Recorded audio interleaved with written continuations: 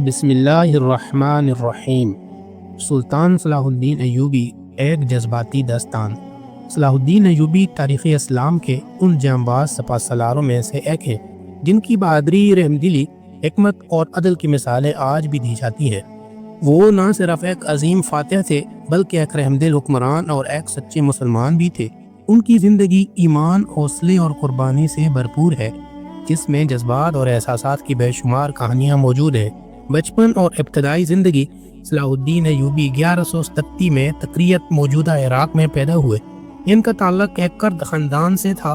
ان کے والد نجم الدین ایوب ایک بہادر سپہ سالار تھے، جبکہ ان کے چچا اسد الدین شیر خواہ میں ایک نامور جنگجو تھے۔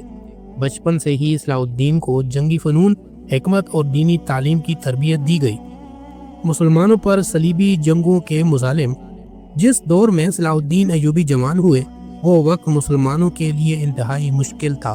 صلیبی جنگجو بیت المقدس پر قابض ہو چکے تھے اور وہاں مسلمانوں پر بے پناہ ظلم ڈھا رہے تھے۔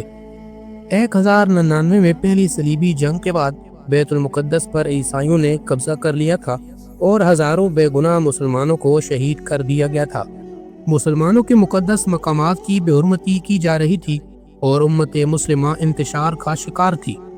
صلاح الدین ایوبی کی قیادت اور حوصلہ: صلاح الدین ایوبی نے نور الدین زنگی کی سرپرستی میں عسکری تربیت حاصل کی۔ وہ بے پناہ ذہانت اور قیادت کی صلاحیت رکھتے تھے۔ 1169 میں انہیں مصر کا وزیر اعظم بنایا گیا، جہاں انہوں نے شاندار انتظامی اصلاحات کی اور فاطمی خلافت کا خاتمہ کر کے مصر کو سنی خلافت کے تحت یکجا کر دیا۔ 1174 میں نور الدین زنگی کی وفات کے بعد صلاح الدین نے اپنی سلطنت کو مضبوط کیا اور ایک متحدہ اسلامی فوج تیار کی۔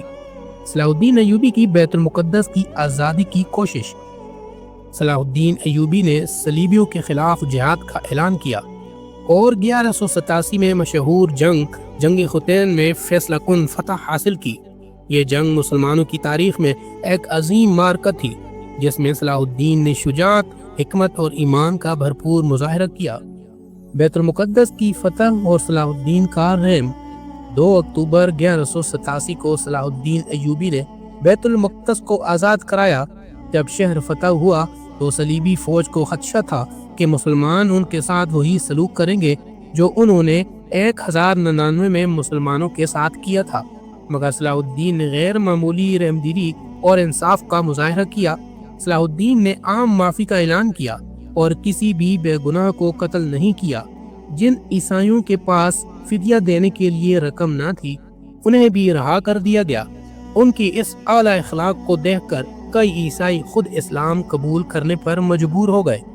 صلاح الدین ایوبی کی بیماری اور آخری دن: بیت المقدس کی فتح کے بعد بھی صلاح الدین کی جدوجہد ختم نہ ہوئی۔ وہ مسلسل صلیبی حملوں کا مقابلہ کرتے رہے اور امت مسلمہ کی فلاح و بہبود کے لیے کام کرتے رہے۔ تاہم مسلسل جنگوں اور مشقت نے ان کی صحت کو متاثر کر دیا اور 4 مارچ 1193 کو وہ دمشق میں وفات پا گئے۔ صلاح الدین ایوبی کے انتقال کے وقت ان کے پاس اتنا بھی مال نہ تھا کہ ان کی تجہیز و تقسیم کے لیے خرچ کیا جا سکے، کیونکہ انہوں نے اپنی ساری دولت اللہ کی راہ میں خرچ کر دی تھی۔ صلاح الدین ایوبی کا ورثہ: آج بھی صلاح الدین ایوبی کی زندگی ہمیں حوصلہ، ایمانی جذبے اور رحمدلی کی ایک بہترین مثال فراہم کرتی ہے۔ وہ صرف ایک فاتح نہیں بلکہ ایک عظیم انسان تھے جنہوں نے اپنی ذات سے زیادہ امت مسلمہ کی فلاح کے لیے کام کیا۔ ان کی زندگی ہمیں سکھاتی ہے کہ ایک سچا مسلمان طاقتور ہونے کے ساتھ ساتھ رحمدل بھی ہوتا ہے۔